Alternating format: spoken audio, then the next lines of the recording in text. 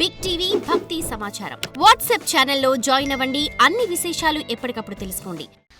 విష్ణు స్వరూపంలో నరసింహస్వామి ఆలయాన్ని కూడా ప్రదోష వేళలో దర్శనం చేయొచ్చు. ప్రదోష వేళ కేవలము శివస్వరూపం.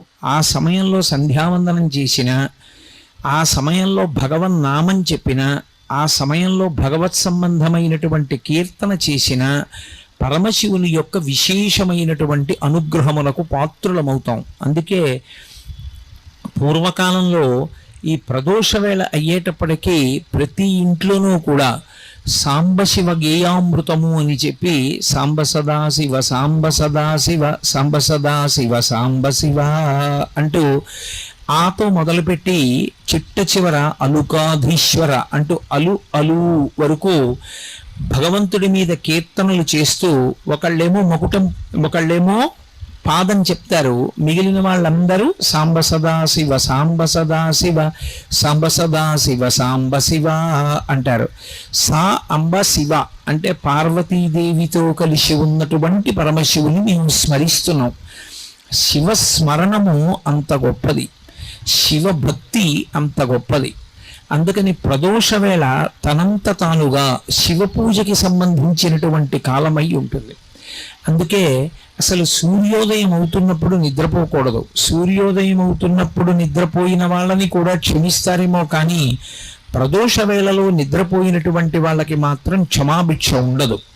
ఒక్క పరమ వృద్ధులైనటువంటి వాళ్ళు, గర్భిణీ స్త్రీ, ప్రసవమైనటువంటిది, రోగగ్రస్తమైనటువంటి శరీరం ఉన్నవారు, అలాంటి వారు తప్ప అన్యులు ఎవ్వరూ కూడా ప్రదోష వేళలో నిద్రపోకూడదు. ఎందుకు నిద్రపోకూడదు అంటే ఒక్కటే కారణం. ప్రదోష వేళలో పరమేశ్వరుడు పార్వతీ సహితుడై భూమండలం మీద పర్యటించడమే దానికి కారణం. అలాగే దోషము ప్రదోషము అని వాడినట్టే శివరాత్రి, మహాశివరాత్రి అని రెండు మాటలు. నిజానికి మనం మాస శివరాత్రి అని పిలుస్తున్నాం. మాస శివరాత్రి అనక్కర్లేదు, శివరాత్రి. శివరాత్రి అని దేన్ని పిలుస్తారంటే ప్రతి నెలలోనూ కూడా కృష్ణపక్షంలో అంటే అమావాస్యకి ముందు రాత్రి చతుర్దశి తిథి పరివ్యాప్తమై ఉంటే, అంటే రాత్రి 12 గంటల వేళకి చతుర్దశి తిథి ఉండాలి. అలా కానీ ఉన్నట్టయితే దాన్ని శివరాత్రి అని పిలుస్తారు. ఒక్క మాఘమాసంలో వచ్చేటటువంటి మాఘ బహుళ చతుర్దశి ఉన్నటువంటి రాత్రి మహాశివరాత్రి అని పిలుస్తారు. ఈ మాస శివరాత్రి అంటూ ఉంటారు, అదే శివరాత్రి. ప్రతి నెలలోనూ చతుర్దశి రాత్రి ఉన్నటువంటి తిథి నాడు వస్తుంది. అది శివరాత్రి. మాఘమాసంలో వచ్చేది మహాశివరాత్రి. ఏమిటి శివరాత్రి అన్న మాటకి ఏమిటి అసలు అర్థం అంటే, శివరాత్రి అన్న మాటకి రెండు అర్థాలు. శివునకు సంబంధించినటువంటి శివపరమైనటువంటి రాత్రి అని ఒక అర్థం. విశేషణ పూర్వపద కర్మధారయ సమాసం. శివుని యొక్క రాత్రి షష్ఠీ తత్పురుష సమాసం. శివుని యొక్క రాత్రి శివపరమైన రాత్రి అని. ఈ చతుర్దశి తిథి బహుళపక్షంలో రాత్రి వేళ పరివ్యాప్తమై ఉంటే దానికి ఒక ప్రత్యేకమైనటువంటి లక్షణం ఉంటుంది. అది పరమమంగళప్రదమై భగవంతుని యొక్క అనుగ్రహాన్ని వర్షించేటటువంటి కాలమై ఉంటుంది. ఎందుచేత అంటారేమో, అసలు శివుడు కానిది, శివుడు లేనిది, శివుడు తాత్పర్యముగా మిగలనిది లోకంలో ఏమీ ఉండదు. సమస్తము శివుని చేతనే పరివ్యాప్తమై ఉంటుంది. అన్నీ ఆయనే అయి ఉంటాడు. అన్నీ ఆయనే అయి ఉన్నటువంటి శివుడు ఏదైనా ఇవ్వగలడు. ఆయన ఏదైనా ఇవ్వగలడు. ఏదైనా ఇవ్వడానికి నేను ఇది చేస్తేనే ఇస్తాననేటటువంటి నియమము పెట్టేవాడు కాడు. అందుకే శివ సంబంధంలో 3 మాటలు వాడతారు. ఒకటి ఆయన శివుడు, 2 సజ్జోజాత ముఖము ఉన్నవాడు, 3 అసుతోషుడు. ఈ 3 మాటలు అర్థమైతే అసలు మహాశివరాత్రి అనేటటువంటి తిథికి ఉన్నటువంటి విశేషం ఏమిటో అర్థమవుతుంది. ఆయన శివుడు. శివుడు అంటే మంగళప్రదుడు, శుభప్రదుడు, కళ్యాణకారకుడు, శోభనకారకుడు, మంగళకారకుడు అని గుర్తు.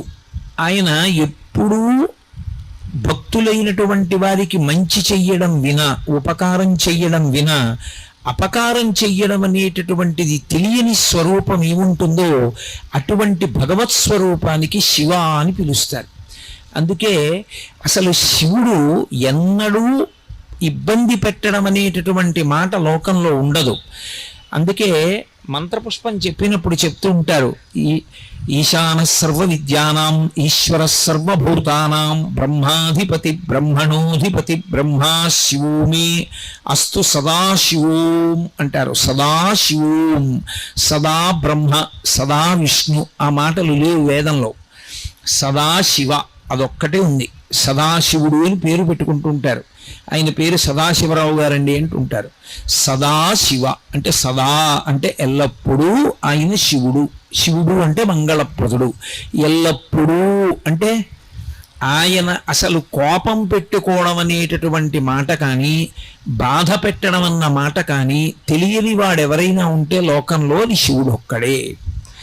ఆయనకి అసలు బాధ పెట్టడం అనేటటువంటి మాట ఆయన యొక్క